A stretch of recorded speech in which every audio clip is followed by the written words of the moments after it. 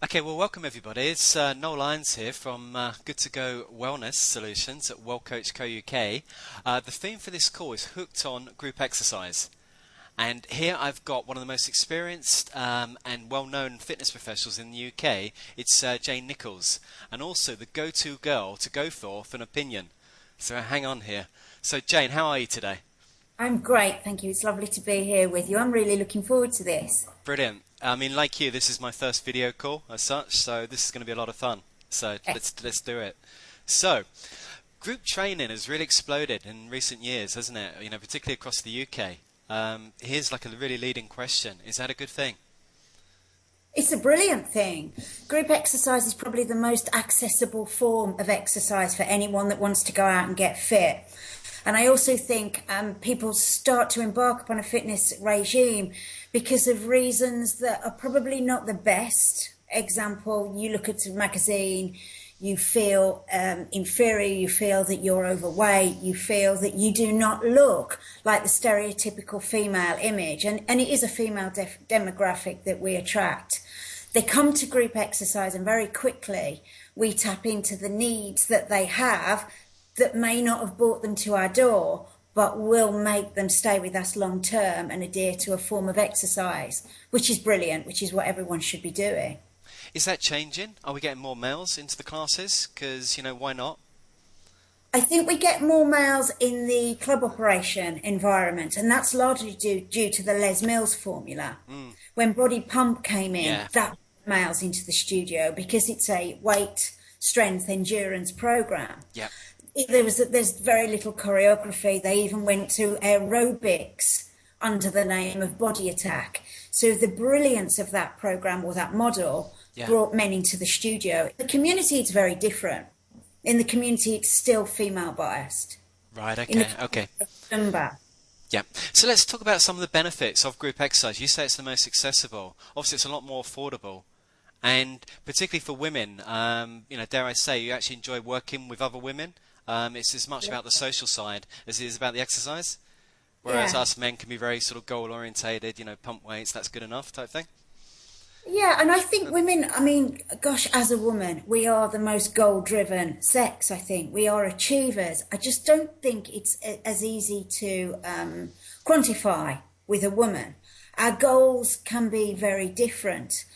Um, just tell me again, what were you... We were talking about some of the benefits, as you know, you said group exercise. Obviously, you've Okay, been, you know, yeah. you're so close to it. You've been doing it 20 plus years. You know, all your life. You can't think of any Yeah. other way to exercise apart from group exercise.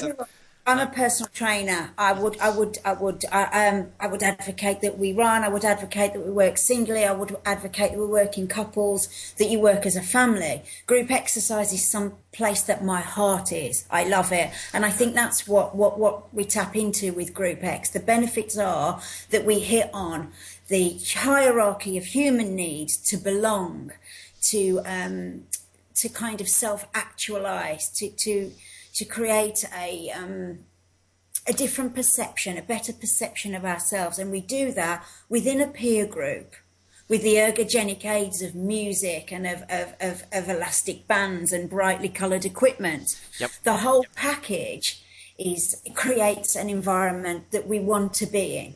That creates an adherence and long-term participation, which is the key, again, as I said earlier, to exercise being a lifestyle. Yeah. So I mean, you talk about like the hierarchy of needs and self-actualization. I mean, it's Maslow, really, isn't it? But essentially, it's that fundamental one. We just want to be better. We just want We to, want you to know, be loved.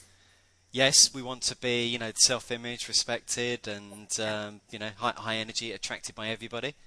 Yeah. Those sort of things. So And it's a okay. very loving environment. I think what we're moving away from right now, and you'll see the club operators, when the clubs started as chains, which is actually quite recent, they relied I upon... remember it back in the 80s. I remember them I going do. up, and everyone was saying, "Is this going to last? Is this a fad?" It was, Yeah. you know, it's not that long ago. And, And I don't think it was a fad, but those chains relied upon the next club opening. It yes, went from kind of London, then it went to the Midlands, then it yes, went nationwide. Now the clubs have stopped building. yep. They've been sold out. They're owned by people whose focus is now on cost cutting. Yep. Timetables are being culled, really. The emphasis has gone off the enjoyment and the love and Okay. more onto a business formula. Yep. Whereas in the community, we've seen this backdoor entrance of Zumba, which does not discriminate in any way, shape, or form. It just capitalizes on fun, love. Right across the age groups, isn't there? Because I saw one recently here, Absolutely. and there were all age groups taking part, right from the youngsters all the way through to the grannies. There can't Yeah, be too many absolutely. And I exercise think mediums that you can do that. So yeah, I mean, I totally agree. Clubs are pretty much all about the bottom line these days, aren't they? But whenever there's yeah, a problem, there's also an opportunity.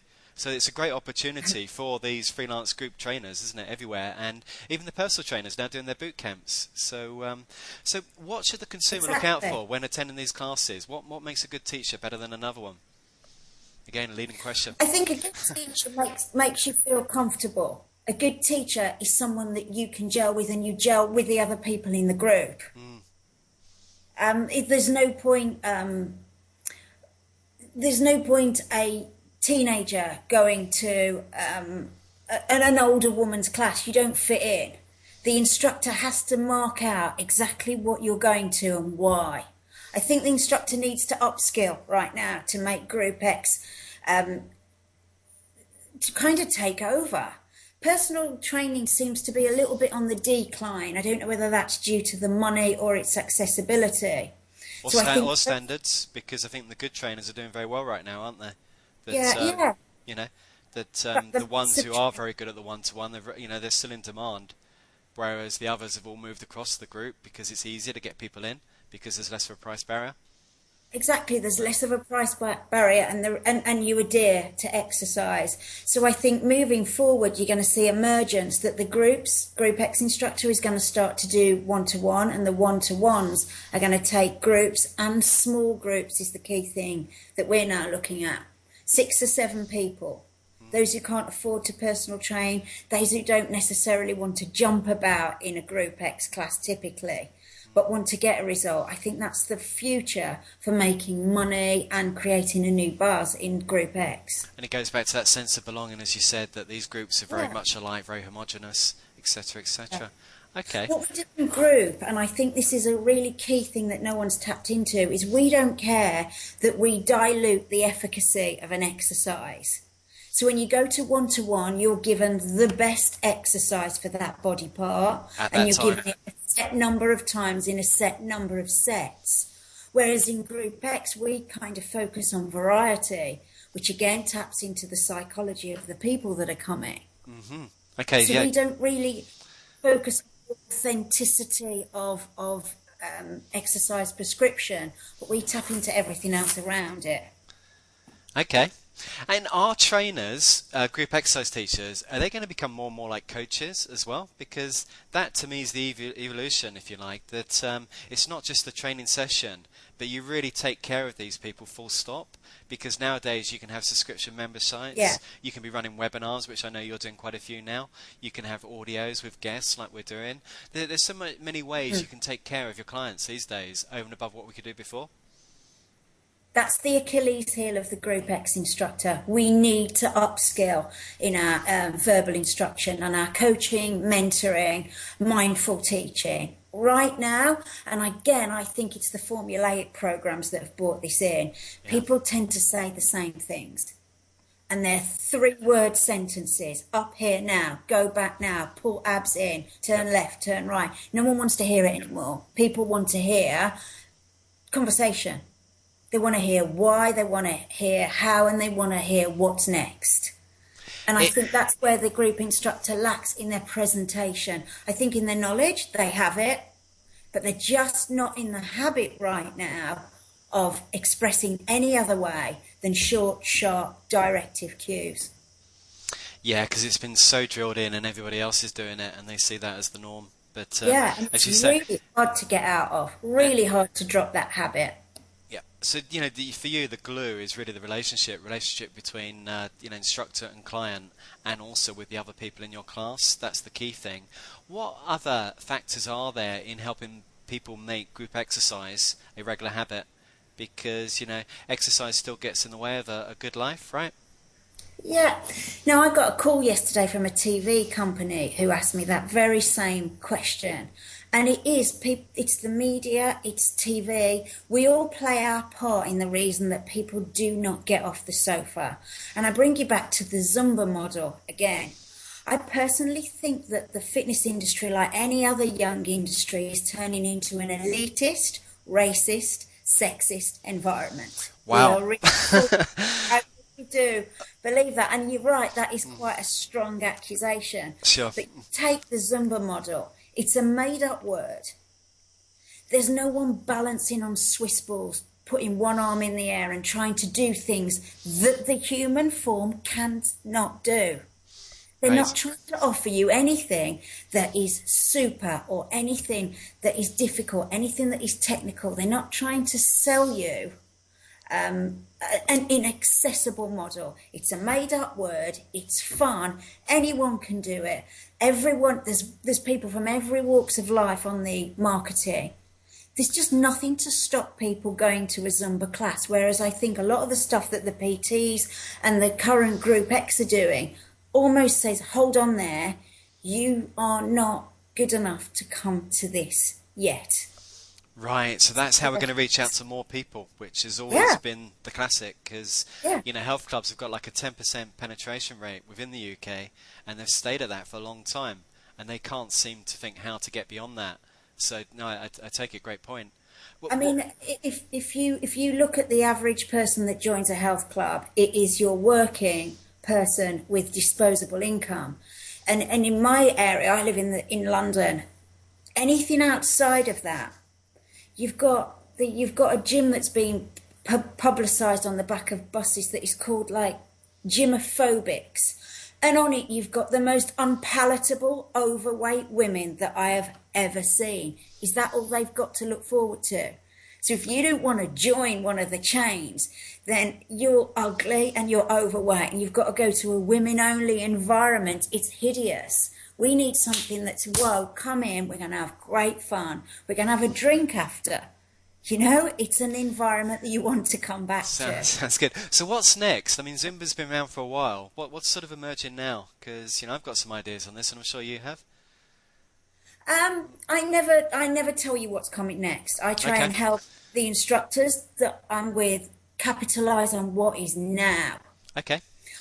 I think what they need to do to gain longevity is stop putting your eggs in one basket. I did it with freestyle. When Les Mills came in and took over, I was actually personally devastated.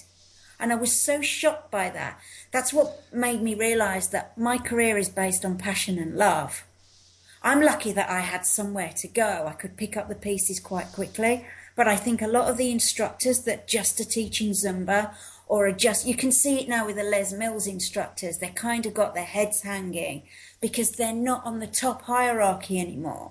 They've lost the passion. It becomes a job because literally it's just so regimented, isn't it? So I mean, essentially what you're saying, it's all about going back to who you really are and being really creative once more in your teaching and in the styles, Yeah. and let the people decide what's next, not you. How's it working? Could we make It's it just- better? Yeah, Jayne? it's the people that decide with their feet. Yeah. The people decide with their feet. You're right. Which The goes Les- back to the relationship. The closer you are to them, the better you can deliver what they want, and it's that sort of very closeness once more, isn't it? That's Yeah. across all businesses right now. Absolutely. It's us that fall in love with our product, and that's our greatest strength. The Les Mills instructors still love Les Mills, freestyle still love freestyle, and the Zumba absolutely are besotted with it. They're even changing their names, for God's sake. Well, got marketing, got to keep things fresh, but Absolutely. But I think what they need to be doing is looking over their shoulder, because next, you asked me for a prophecy, next will come aerobics again. okay. Out of Ev- dance comes aerobics. Everything comes around again in cycles, like pop music, and Exactly. just Yeah. get rid of internet. Okay. We So need to be on it. cool. So Jayne, if there's any instructors watching, which I'm sure there are, and personal trainers, what can they do to really sustain their motivation? Because you sort of hit a little bit on burnout, didn't you? What can they do to stay really, really fresh? I think what we need to do right now is drop any antagonism that we have between the different modes of training. PTs still tend to think of Group X as lycra dancing and probably a lesser form of fitness. But I think they need to look at its strengths and take those strengths and use them for themselves. It's great being in a PT session, but if you could do group and PT, you're a better instructor. Yeah. Just being able to do PT doesn't make you the best, and vice versa. I think we need to unite our skills, make us a hybrid instructor, a cross instructor. Yeah, who's not focused on their product or the delivery of it, but they're about the results they're getting for people, and they're doing it, and the whole experience they're creating for people as well. Because ultimately, if it's not fun, not done, that's another cliche too, isn't it? So, as much as people say it's just about the results, we are in the business, we're in the entertainment business too. People come to see you, the teacher, they come to see their friends. It's part of their regular week, it's part of their life, it's part of their lifestyle design. So. Absolutely. I mean, it is part of that for us. There's not that many people that can do the big Group X package. I mean, if you look at Les Mills again, I think originally it was designed to get rid of us. It was meant that the gym instructors and the receptionists could also teach the Group X classes. Well, of course they can't, because they don't have that X factor or whatever it is that we have that allows us to get up in front of a group, have all those women staring at you, even on a bad day, and still pull it out the back and get them going. That's a skill that the Group X instructor really needs to realise. It's a huge skill. If you took it out of our industry and put it into sales, you'd be phenomenal. Yep. And we've both seen the massive masterclasses, when you get the big groups of 100, 200, 300. I remember first time in Sydney 20 years ago, like Marcus Owen and those sort of people, and it was the RCM Healthlands Club at Bondi Junction. I was just taken back. The energy was just incredible. Absolutely. And that's where you say not everybody can pull that off. But of course then the industry pulled that back, and they said no more than 20, 30 in your classes. And that's when the regimentation started kicking in. Because those people, if they're intimidated, if you go to the back of 100 people, bang, intimidation's gone. Because, no one's watching you. They're all just getting off on a high. It's like a rock concert. Right. I take you back to Zumba. They're packing them in. My idea there is if they can walk through the door and you've got room to fit them in, get them exercising. Got it. So Jayne, what's the how would you finish this call? What's the key message you want to sort of send home to people listening? Key messages. Excuse me. The key messages are broaden your horizons. Stop doing just what you're doing. Look around you and take from the people around you. Start to network. Start to make new areas of expertise. Excuse me. Start to create a brand new you to suit the market that's out there. Get those people that are not your white middle class with disposable income, because they're the people that need it. Start to look at their diets, their lifestyles. Brilliant. Become an entrepreneur, in other words, isn't it? Stop focusing on what's not right and start focusing on all the opportunities that are out there because of some of the things that are not right. Because at the end of the day, health, fitness and wellness just gets bigger and bigger, doesn't it? It's, it's central in people's lives these days. Grassroots entrepreneur. And it's the grassroots that spreads it, you've got you and I. Yeah, the instructors have got you and I to create the business model, if you like. Mm-hmm. The general instructor doesn't have time to be a business person, but on the grassroots entrepreneur, start selling in your classes, social selling. Start adding things to the package of what you do. Make yourself a bigger presence in your community, in the clubs. Start renting studios. If all the club operators are so desperate for money, start renting their studios. Bring them in a new client base. Great point. There's so much opportunity. Out of any recession comes opportunity, and we're at the forefront. I'm positive of that. Hopefully. So, Jayne, where can people go to find out more about you? What's your central website? Groupxtraining.com. You can Google me, Jayne Nicholls, Jayne with a Y, Nicholls with a double L, and I'll come up. And I am always happy to chat, to give you information. I do a regular free newsletter every Tuesday that has a huge following now. And I'm the go-to person for group exercise. Fantastic. And your main social media channel? Because we're all, kind of across all of them, but would it be Facebook to really connect? Facebook, Twitter, and YouTube. And YouTube too. Brilliant. I think Massive on Facebook. more group Yeah, trainers should be on YouTube. At the end of the day, that's their skill. They're able to present. They should be there. And more people want video downloads, don't they? So I'm amazed at what absolutely. I've got, and some of my videos aren't that good.